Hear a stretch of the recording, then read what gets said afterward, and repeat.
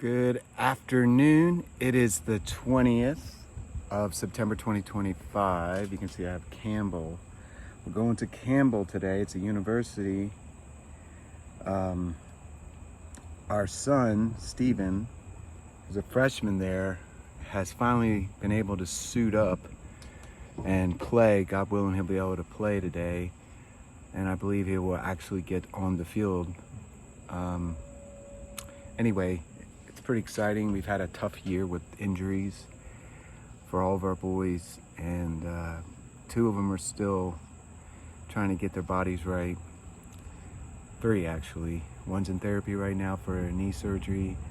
One's off his season and his body's just not right, healing from that. And then one has a hamstring, can't run.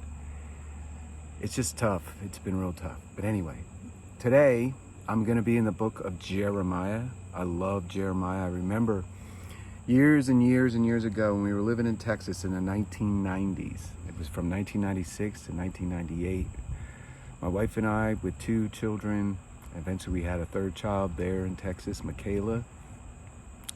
We made some friends, and technically we could say they're still friends. We don't talk to them too much, but one of them introduced me to Jeremiah chapter 30. I was a Calvinist, hard-headed, thought I knew everything.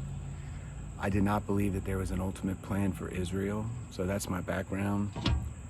All of you who think I'm a Zionist, which technically I guess you could say I am a Zionist, but it came through a very difficult process of learning. And this is what I believe very strongly, that if you empty yourself of you, religion is the first thing. If you're a Catholic, you're a Lutheran, you're a Calvinist, you're a Pentecostal, all of us have incorporated religious ideas. If you're born an atheist, you're not going to believe the Bible's the Word of God. So you have to release yourself from, and a miracle has to happen. You have to have an encounter with Jesus Christ spiritually in your soul. And then you get humbled, broken, and then you start to become trainable by God. God can actually work with you in the ditch that you're in. But if you don't think you're in a ditch, and you think you know more than you really know, and you think you know stuff, that's where the Bible and reading it doesn't really connect, because you're going to run the Bible through your lens. You have to take your glasses off of what you believe. And right now I'm talking to millennialists. I'm talking to people that don't understand the future of Israel and the future of the earth and the throne of God and how close it is and all those things. You have to take those glasses off. Science, Newton, gravitational science nonsense. You have to take off the glasses of Catholic. You have to take off the glasses of there's no future for Israel. And you got to just follow with me here as we just simply read the Bible. Just read it. And that is all I'm doing. And then when the Holy Spirit arrests a phrase, a sentence, a word, I'm going to explain it, because that's what the Holy Spirit's leading me to do. Because he wants to testify of his word, not my word. I'm emphasizing his word, not my word, the word of God. That is the answer to our problems today in the church. What will unify us? The Holy Spirit is our master. It's our Moses. Take us to the promised land. But that Holy Spirit has to be freed up in your mind, in your soul. You have to let go of anything that is not in line with his word.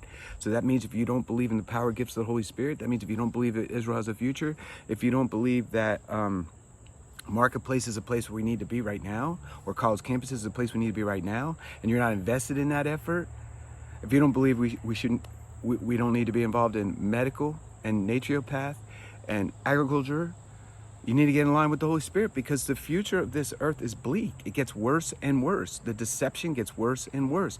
Lawlessness will abound. And if it isn't an interrupt, if Jesus doesn't interrupt the path that we're on as a world, all the nations colliding and bouncing off each other, killing each other, and in our nation there's death and murder everywhere in the air. And if the Lord doesn't cut it short, the elect would be deceived or dead, and there would be no word going out to the... Why is it that in Revelation 14, the second heaven is preaching the gospel? I don't know. But that is a fact of biblical narrative. That preaching is going to come out of heaven. Maybe it's the cloud of witnesses. Maybe we're up for a little bit and then back down. I don't know. All I know is that I'm here to prepare the earth for his return, because that's what the angels told the disciples that watched Jesus go up in the cloud. They said he's going to come back in like fashion, out of the cloud down to earth. That you cannot argue with, because that was said in the book of Acts. You cannot argue with that. So Jesus is a Jew. Where's he coming back? Israel. Okay? Is that not simple? He's coming back. He's not coming to America. He's not coming to China. He's not coming to Russia, as I said the other day. He's coming down with a throne. He's now a king. He's not a servant anymore, bond slave. He's a king, exalted, because he did the work. He finished the work. He said, "It is finished," was his cry on a cross. All of our sin debt has been paid. The earth has been purchased. The future of Israel has been purchased with his blood. So let's go. Jeremiah chapter 30.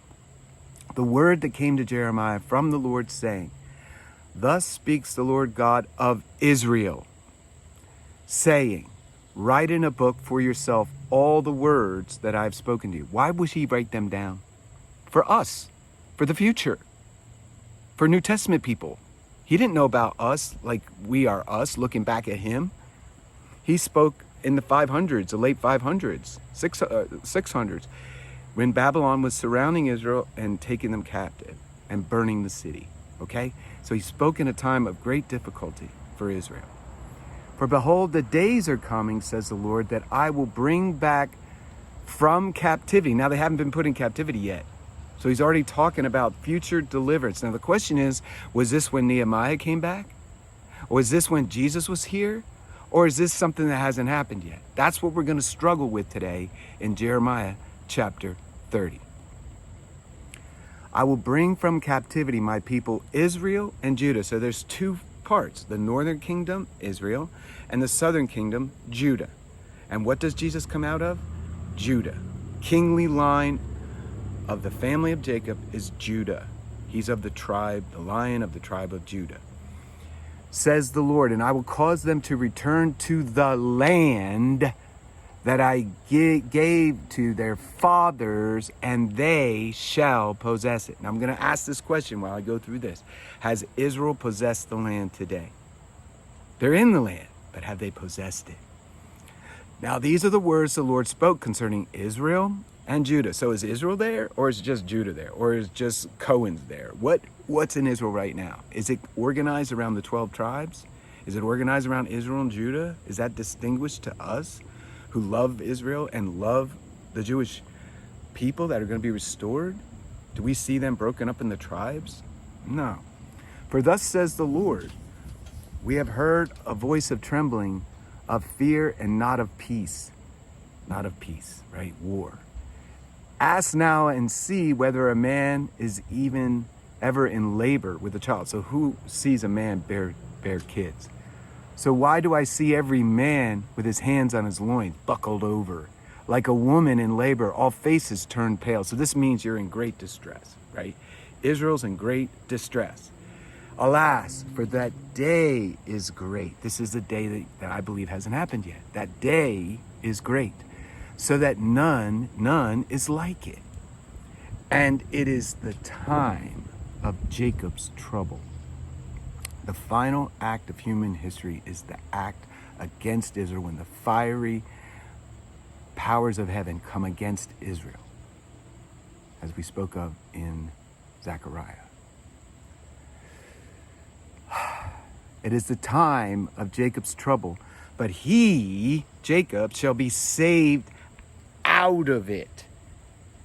When Israel's surrounded by all the nations, deserted, left for dead, he, Israel, Judah, will be saved out of it. "For it shall come to pass in that day, says the Lord of hosts, that I will break his yoke from your neck." So there is a yoke. It's called "The Whole World Hates You." It's a yoke, anti-Semitism. "And burst your bonds. Foreigners will no more enslave them, but they shall serve the Lord their God." Are they serving the Lord their God right now? Most of them not. "And David their king." Has a David arisen? I don't care what their name is. The first guy that in 1948 was a David that brought Israel into prominence and brought them into an existence. Ben-Gurion, David Ben-Gurion, right? But they shall serve the Lord their God and David their king, whom I will raise up for them. Who's raising up David? Yahweh, the king of Israel.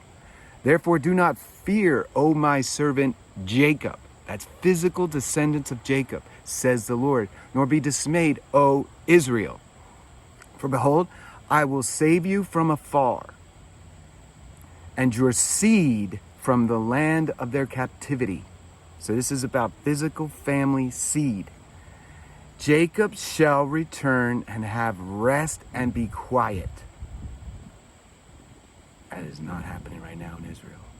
Jacob shall return. So Jacob's really not there yet.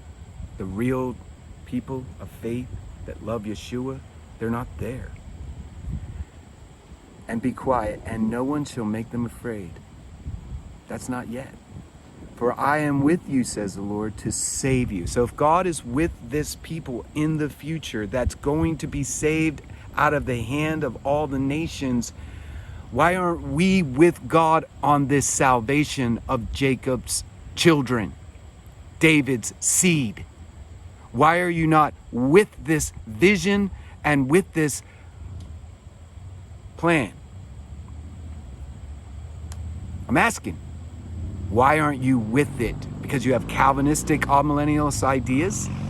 Are you listening to Tucker Carlson, who doesn't understand the Bible? He's doing so good talking about Jesus, but he doesn't know who Jesus is. He's a Jew. He's a king. He's over the whole earth. He's in charge. He has a throne directly above our heads. He's in charge of everything. Separation of the nations. He's a supernatural, incredible, high, holy king. Psalm 2. He has a rod in his hand. He can reign in fierce anger and power. He's laughing at the nations right now. That's our Jesus. I will save you from afar, your seed from the land of captivity. Jacob shall return, have rest, and be quiet, and no one shall make them afraid. For I am with you, says the Lord, to save you. Though I make a full end of all the nations where I have scattered you. He's going to judge every nation that's made Jews their enemy. So I would be very careful, leaders of the world, of nations that hate Jewish people.